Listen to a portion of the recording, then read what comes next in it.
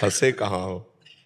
आकार में फंसे हो ना, आकार में तो फंसे हो। तुम निराकार हो भैया, तुम ही निराकार हो। तुम्हारा स्वरूप न अल्ट्रासाउंड में आ सकता है, न एक्सरा में, न सिटी स्कैन में आ सकता है। मन नहीं आ सकता, फिर स्वरूप तो बहुत बड़ी बात है। आज तक कोई मशीन वैज्ञानिकों ने नहीं बनाई कि देखो ये मन बनी है। अभी तक हमें तो पता नहीं, लेकिन आप लोग तो संसारे में आज तक कोई देश विदेश में ऐसी तैयार हुई हो मशीन, ये मन देखो, ये बुद्धि, ये चित्त, ये अहंकार। क्योंकि अध्यात्म मशीनरी नहीं पकड़ सकती। अध्यात्म दिव्य योग मार्ग है। दिव्य भाव के द्वारा जब हम अपने स्वरूप का चिंतन करते हैं तो हमारा स्वरूप निराकार है, कोई आकार नहीं है। Power, Divya power. उसे जो यंत्र मिल जाता है वही वो रूप धारण कर लेता है। जैसे एसी तो पावर शीतलता फेंकने लगी, हीटर पावर गर्मी फेंकने लगा, पंखा पावर हवा फेंकने लगी, हाइड्रोजन पावर लाइट फेंकने लगा। लेकिन पावर है वो न पंखा है, न एसी है, न हीटर है, न हाइड्रोजन है। वो पावर है। उसका जहां प्रयोग होता है उसके अनुसार, यंत्र के अनुसार वो अपना स्वरूप प्रकाशित कर देता है। ऐसे ही ये ब्रह्म पावर है। सुअर में गया तो अपने को सुअर देख रहा है, मनुष्य में आया तो अपने को मनुष्य देख रहा है। लेकिन ये आकार उसके तो नहीं है ना।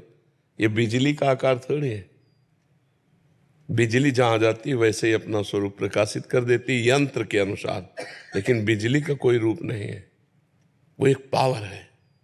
ऐसे ही ब्रह्म पावर है, भगवत पावर है जीव। उसका कोई रूप नहीं है। कहीं पढ़ा है आज तक कि जीव ऐसा है, काला है, गोरा है, लंबा है, चौड़ा है, छोटा है, बड़ा है? कोई रूप नहीं। आप भी निराकार हो, लेकिन फंस गए आकार में। तो जैसे कांटा लग जाए तो कांटे से कांटा निकाला जाता है, तलवार से कांटा थोड़ी निकाला जाएगा, या हवा से कांटा नहीं निकलेगा। वो कांटे जैसी आकृति वाले यंत्र से ही कांटा निकलेगा। तो हम आकृति से फंसे हैं, आकार में फंसे हैं, तो हम आकार से ही मुक्त हो गए। हमारा स्वरूप तो निराकार है ही है। और भगवान का मानो चाहे साकार चाहे निराकार, पहले अपने स्वरूप को देख ले। निराकार होते हुए भी तुम आकार में फंस गए, तो अब आकार से ही निराकार की तरफ लौटो। भगवान के नाम का जप, भगवान के रूप की आराधना। तो ये आकार ये वाला भूल जाओ, जो शरीर आकार है इसको भूल जाओ। और वो आकार सच्चिदानंद में है, तो उस आकार में तन्मय होते ही संसार का चिंतन छूटा, तो असलियत जो भी हमारे भाव हुए, साकार या निराकार, वो हमारे सामने प्रकाशित हो जाते हैं। समझ पा रहे आप?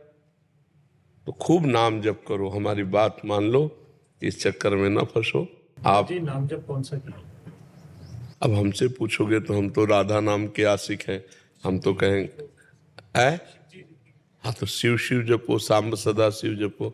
ठीक है, सांब सदा शिव, सांब सदा शिव, ऐसा जपो। और भागवत, गीता, इन शास्त्रों का स्वाध्याय करते रहो, तो बुद्धि पवित्र होकर ज्ञानार्जन होगा ना, तो आप सतमार्ग में आगे बढ़ जाओगे। पाप आचरण से बचो, अपवित्र भोजन से बचो, अपवित्र वार्ता, अपवित्र विचार, इनसे बचो।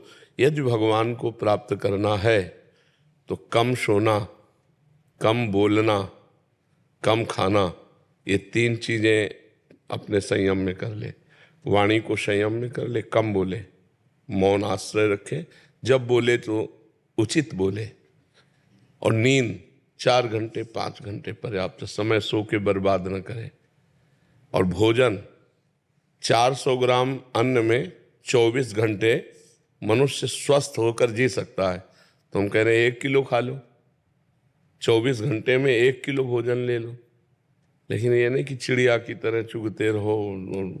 अब आंतों को चाहे जितना फैला लो, आप 2 रोटी से काम चलाने लगो, आपका अभ्यास 2 रोटी में हो जाएगा। आप 6 रोटी, तो ये थैला है, इसे बढ़ाते चले जाओ चाहे जितना, और समेटते चले। तो भोजन कम, बोलना कम, सोना कम, तो साधना प्रारंभ हो जाएगी। उचित भाषण, पवित्र भोजन, पवित्र विचार, तो परम पवित्र भगवान की प्राप्ति की योग्यता आने लगती है। और खूब नाम जप करो, ठीक है।